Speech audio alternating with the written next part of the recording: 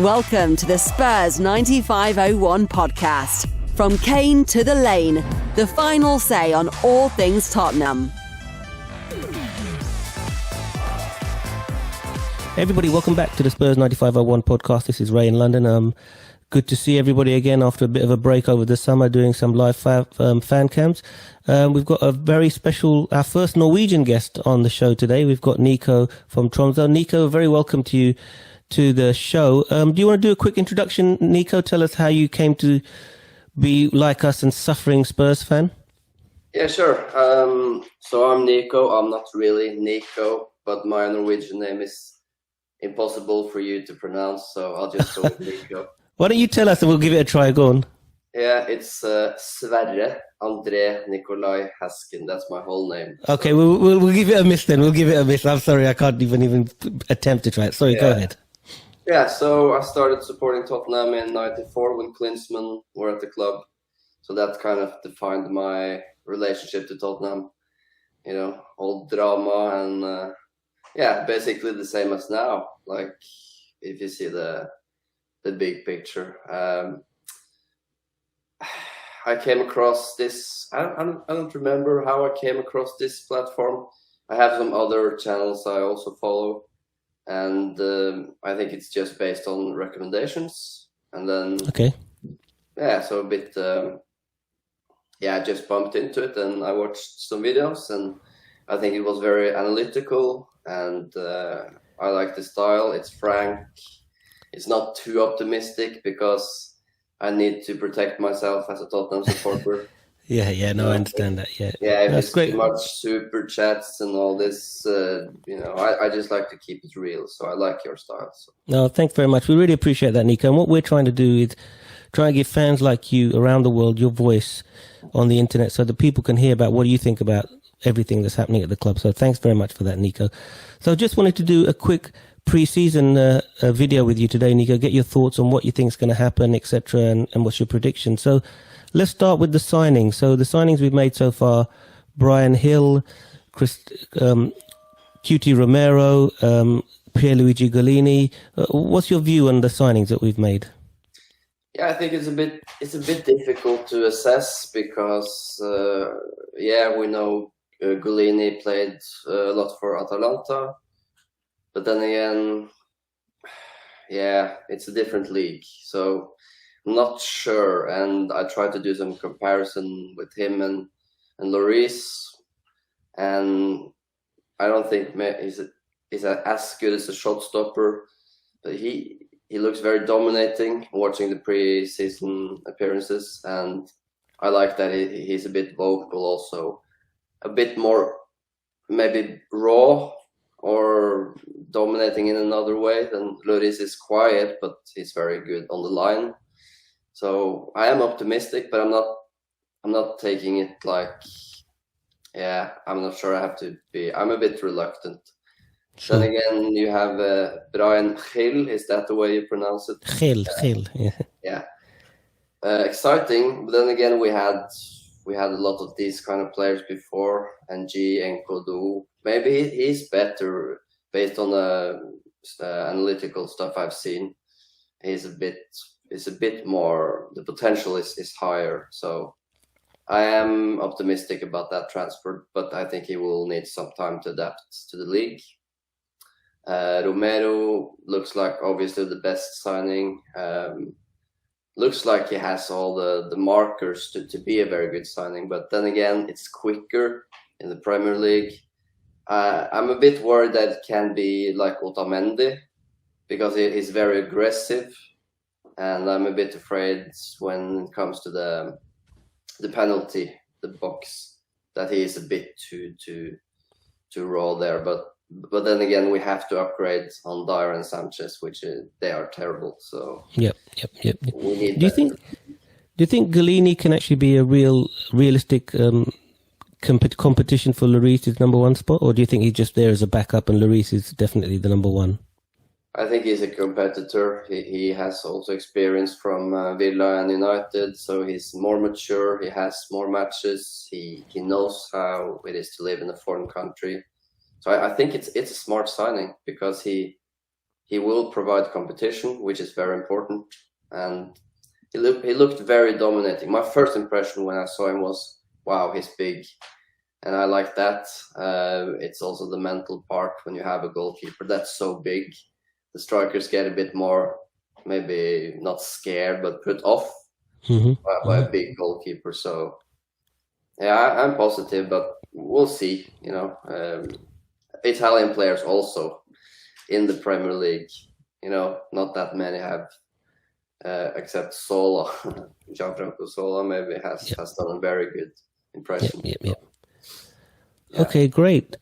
So, in terms of QT Romero, who do you think would be his ideal? Let's assume Nuno's going to play 4-4-2 because that's what we've seen so far. I mean, he might play a back three, but let's assume 4-4-2, and assuming that Romero is going to be the starting centre back, who would you play alongside Romero as another centre back? I have been thinking about that a lot, and what I think and what is most. I'm not sure. Dyer, probably based on the fact that he's been playing all the preseason matches. But then again, it's are we going to play 3 or 4 at the back? That's the big question. Maybe 4, based on the fact that we are a better club than Wolves. We have more attacking potential. So, but if you just asked me a straight question, I would probably say Dyer. Actually, I don't want to say Dyer, but I'm going to say Dyer. So you think Dyer's a better bet than maybe Davinson Sanchez there? No, I don't think okay, so. fine. That's what we call. That's what we say in the UK: lesser of two evils. So they're both bad, but he's the lesser of the bad one. Yeah. That makes sense. Yeah. Okay, that's really good. So, so let's move on to now potential signings that we've been hearing rumours about. So Lautaro Martinez is another one. Vlahovic, again, another striker. What's your thoughts on the potential signings and who would you like to see coming into the club? Well, I think Martinez is the obvious first choice based on what he has achieved. And also the Argentinian link is interesting. Vlahovic would be, of course, the cheaper option. So, but then again, it all relies on Kane. Will he go? Will he stay? I was going to come. Yeah, I was going to come to that actually, but you've led into it quite. No, you led into it really well actually. What do you think is going to happen with Kane? What do you think about this thing about? First of all, they said he didn't turn up for training. Then they said, he was never meant to turn up for training. Blah blah blah. What do you think is going on there, Nico? Well, I think he wants to leave. He wants to go to a bigger club because he deserves to win trophies. And I think for me, I'm a bit black and white when it comes to this loyalty. For me, it's when he didn't show up at training, I left all the sentimental thoughts behind, and I thought, get out. Just leave. Not, of course, I respect him. He's a legend and everything, but there's no two ways about it. You have to be committed. And also the players that are in the team, they have been working hard. They are now maybe getting more responsibility. We can. The burden will be more evenly, spread. Yeah, spread exactly like the beginning phase of the Pochettino era, where we contributed to goals in all areas of the field. I think we need to get back to the team. It's not all about Harry Kane. So, but then again, it's the price. It's impossible to set the price. How do you set the price on Kane when Grealish goes for 100 million? That's a difficult one, isn't it? I mean, a lot of people are sort of echoing what you're saying. Maybe we become too reliant on Harry Kane, and if he leaves, we may spread the word. But I just can't.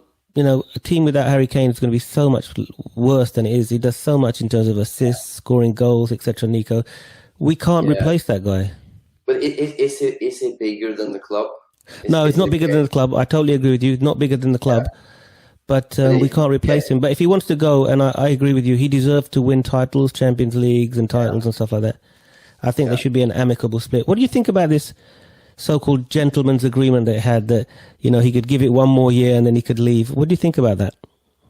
That's just so naive. It never exists, does it? Gentleman's agreement with Levy. He's not a gentleman, so... That's just terrible. I heard it and I just laughed out loud. high in my bedroom. I was just awake. I was just, this is just terrible. Can it really be true? Because it's all about the contract and the agents and protecting your own value. And so no, I don't. But is it the case? It's a bit interesting with family. You don't have family as your closest advisors. We have a rule here in this country, you don't mix family with business, and I don't get it. Why does he have his brother as the? That's not good, is it?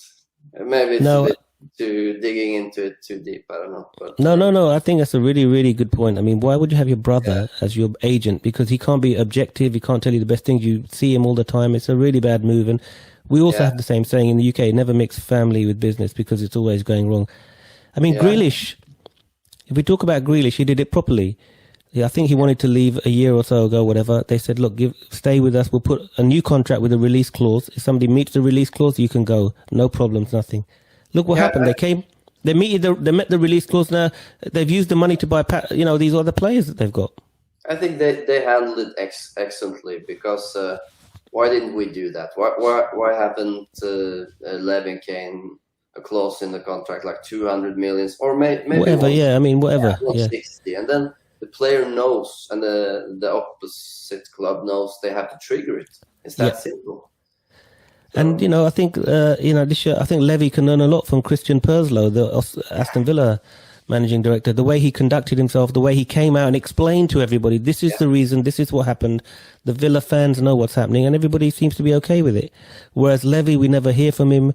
He never tells us what's going on. It's this, that, the other. Nobody knows what's going on. So anyway, I think we'll find out pretty soon whether he's going to stay or where he's going to go. I can't believe that we're going to spend 60 million on Martinez without the Kane money. I don't know where that money's coming from. So I think he's probably going to go, but I think they'll leave it to the last minute. Yeah, but then again, I would say the only thing that's not been discussed, the detail there, might be the naming rights. That we have a big deal there, some money expected to come in that we don't know about. Can that be maybe part of? But then I heard another rumor that the naming rights are only valid if Kane is still at the club. So I don't know what's going on. You see, the branding, exactly. Yeah, they want the England captain to be part of that. So that's what I've heard. But we could talk about Harry Kane for the next 24 hours, Nico, and I'm sure we talk about it. So in terms of the overall, we've talked about potential signings. So we said, Petodi, Martinez, Vlahovic. Are there any other people you think we should be going for? What about Tomiyasu? We've heard that's happening, but he's been at the Olympics. Do you think that's going to be a good signing if it happens? Yeah, it seems like a very sensible signing for me, because it's something with the team work ethics with Asian players. I think they're very loyal. They work hard. There's no bullshit with these players, and I get some Son vibes with this Tomiyasu. It's just something. He just seems very focused and professional. Just my thoughts. I'm not sure if it's true, but then again, he's 188 tall, versatile, doesn't have big weaknesses as far as I can see with who scored assessment and watching some tiny clips. So I haven't seen Bologna that much, but it seems like a good signing. Can play in a 3 or in a 4. So that would be an interesting signing, I think. I hope we make this signing. Yeah, it seems like on paper really good. Again, he could play in a 3 or a 4, so he's very versatile. As you say, the Asian players, they give 100% training and blah, blah, blah. So I think that's going to be a great signing. So if we look forward now, let's assume that I don't know what to assume about Kane. So let's assume Kane's gone and we sign Martinez. I know it's a big assumption, but let's just assume that. What would be your starting lineup for the first match against Man City? I think Tanganga had a very good game last game. I would make him the right back. Mm-hmm. I would actually go with... Well, this is very difficult. No, it's just your view. I just want to see what you think, Yeah, I'm going to stick with a 4-2-3-1 to have some structure in what I'm saying. So Tanganga at the right, and then I think it will be Dyer and Romero, center backs. I think Region at left. I think Skip and Højbjerg or Højbjerg as it's called in Scandinavia. Skip and Højbjerg as a double pivot, and then I would go with, I think it will be Bergwijn at left wing. I think it will be Mora at right, Ali as a 10, and then Son as a striker. It's a bit boring to say, but I think maybe that's the most predictable. So basically you're playing a 4-2-3-1, that's your formation, yeah? Yeah, I would say that because he also needs to make an impression on the fans. I'm trying to build a case for this formation, and I think it's important also to give the impression that he wants to play on the front foot. So I would just say that I could easily make a case for a 3-5-2 or 3-4-3, but sure. Just to be a bit concrete on the information. No, sounds like a good team. I just wanted to ask you a couple of things. What's been your impression of Reguilón at left back? Because there's a couple of games we've seen, the defending hasn't been that great. What do you think about Reguilón as a left back? I think he's probably more suited in a 3 as a wing back. But then again, if you have Højbjerg and Skip, they are both sound defensively. They can cover a lot of ground. I'm thinking a bit like Leicester when they won the league. If we have legs in front of the defense, we can make a case for him as a left back. It's all about the balance in the team. So I would say the ideal formation probably is in a 3 as a left wing back for him. But I will go with a 2 and have him as a left back. Yeah. Okay, cool. So that means the left one in the pivot has to have defensive capabilities, because he isn't the best one in defensive areas. So yeah. And also, I mean, where's the creativity going to come in the midfield, like the Eriksen type needle passes and opening up defenses? Where's that coming from? Exactly, and it should be Ndombele, but he couldn't be bothered. He's lazy. Basically, he is a lazy player. If Ndombele was integrated and playing, would you drop Skip for Ndombele then? Would you, or Højbjerg? No, I'm a bit like Mourinho, rigid, because he just you need to work hard. Simple as that. You need players that work hard in every position. Yeah. So I would say. That's another topic, and Ndombele. That's also probably a 24-hour discussion. So. Yeah, absolutely. Unfortunately, we don't know what's going on there. So it's like a good team there. I know Steve Bergwijn looks like he's put on a weight. A lot of the fans are calling him Steven Bergwijn. Yeah. Or was it Ndomberger? Ndombele, yeah. Okay. So you've got your team, which is going to go, which is great.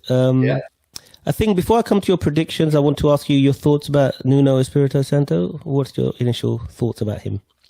Yeah, to be honest, I was disappointed when we signed him as a manager. I think he's a bit like Mourinho. Everything, a bit defensive. But then again, I can see the pragmatic approach. We don't have all the money in the world. He's good with players. He's more... what should I say, diplomatic in his style than Mourinho. So I think the man management part now is extremely important when you have a team with players that isn't individually the best. We have a lot of deadwoods, and you need to handle them with a balanced approach. So I think he's a sensible option when you think about how Anik runs the club. So yeah, it's okay. It would be a match with Conte. Why appoint him? So no. I think that was never going to happen. Yeah, why was Conte going to come to Tottenham? Yeah. Okay, so let's get your score predictions for the match, and then we'll come back after that and see how you did. But what's your score prediction? I will, and this is my optimistic approach, I will say a draw, 1-1. Okay, great. And what's your... Sorry. Yeah. No, I'll just go with that because they're not probably settled, and we will try to impress. We have a very good fitness level in the squad, so yeah, I'll go with 1-1. Okay, and what's your prediction about what for Tottenham season? Firstly, are we going to win any of the cups? No. Not even the Europa Conference League? This is where my trauma of being a Tottenham supporter. We'll find a way to screw it up, you know. Yeah, I agree with you. I totally. Well, we got a good chance of winning that, but I don't want to say anything here. Because if we win that, we qualify for the Europa League, you know. We're really looking up then. Yeah. Okay. I think, yeah. No, go ahead, Nico. Go, sorry. I think your Europa League actually will be a realistic approach. That's what I'm going to say about that. Sixth place because it's a rebuild, you know, and we haven't seen the last on that subject as well. There are going to be more players coming in and out. It takes time. We knew that from the first season with Poch. Yeah, so, yeah, we did. Yeah, I'll go with the sixth place and maybe some semis. Okay, and is Kane staying or going? I hope he goes. Okay. Yeah. So you want to go, yeah. Okay, good. So listen, guys, Nico, that's been excellent. I really enjoyed our chat. We would like to sort of chat regularly with you, you know, over the season, just to get your views and make sure everybody can hear the view from Norway. Would that be okay with you? Yeah, I enjoyed it. This was my first time in front of a stream camera ever, so... No, you did a great job. You look like a natural to me. It's really good. So... Thanks. Everybody, thank you for watching the podcast, listening to me and Nico chat about Tottenham pre-season. You know, if you like the video, please give us a like, and that would be great. And if you like the channel, please subscribe. Nico, what we do with all our guests is we ask them to say, "Come on, you Spurs," in their own native language. So I want a big "Come on, you Spurs" in Norwegian, please. I'll hand it over to you, Nico. Yeah. Go ahead. We actually say "Come on, you Spurs." Can you say something in Norwegian then, just to make it different? I can do that. Kom igjen, Tottenham. Excellent. Thanks very much, Nico. Take care. Bye-bye. That's great news. That's really good. Thank you, Nico. Thanks, Ray. You've been listening to the Spurs 9501 podcast. Stay in touch, continue the debate, and let us know what you want to discuss by finding us on YouTube. Tune in after the next match day for more insight. Thanks for listening.